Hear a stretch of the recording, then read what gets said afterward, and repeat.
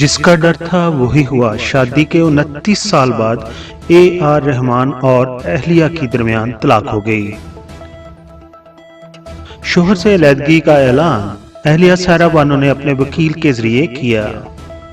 India के मरूफ गुलकार और music director AR Rahman को कौन नहीं जानता। उनकी अहलिया सायरा बानो ने अपने शोहर से अलहदगी का ऐलान कर दिया।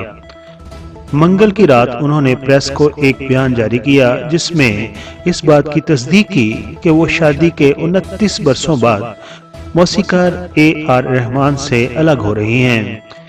इंडियन मीडिया को उनके वकील की जानिब से एक बयान जारी किया गया जिसमें कहा गया कि शादी के कई बरसों के बाद मिसेज सायरा ने अपने शोहर मिस्टर AR रहमान से अलहदगी का मुश्किल फैसला किया है। ये फैसला उनके तल्कात में अहम जज्बाती तनाव के बाद आया है। AR रहमान की मिसेज ने यह भी कहा कि हम एक दूसरे से गहरी मोहब्बत करते थे, लेकिन उसके बावजूद भी महसूस हुआ कि हम तनाव और मुश्किलात का शिकार हैं और हमारे दरमियान एक नाकाबिले तस्वीर खलीज पैदा हो गया है।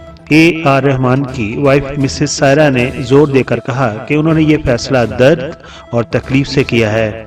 उन्होंने जिंदगी के इस मुश्किल वक्त से गुजरते हुए इस दौरान अवाम से राजदारी और समझबूझ की दरख्वास्त की है। AR रहमान ने 1995 में सायरा बानो से अरेंज मैरिज की थी।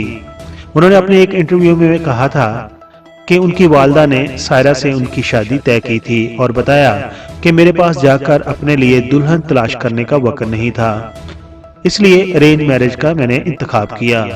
मैं मुंबई में ये तमाम फिल्में, रंगीला और बहुत सुपरहिट फिल्मों में काम कर रहा था और मसरूफ था और मैं जानता था कि ये मेरे लिए शादी करने का सही वक्त है।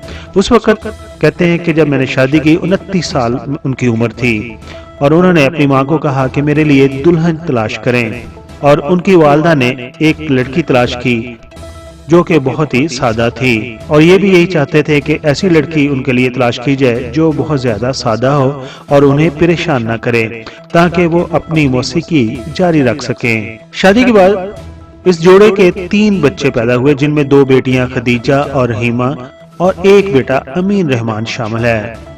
AR रहमान की बेटी खदीजा रहमान की शादी भी हो चुकी है और 2022 में वो मुनक्कद हुई थी। एक बार फिर आपको बताते चलें कि इंडिया के मकबूल गुलकार म्यूजिक डायरेक्टर AR रहमान और उनकी अहलिया सायरा बानो के दरमियान अलहदगी हो गई है।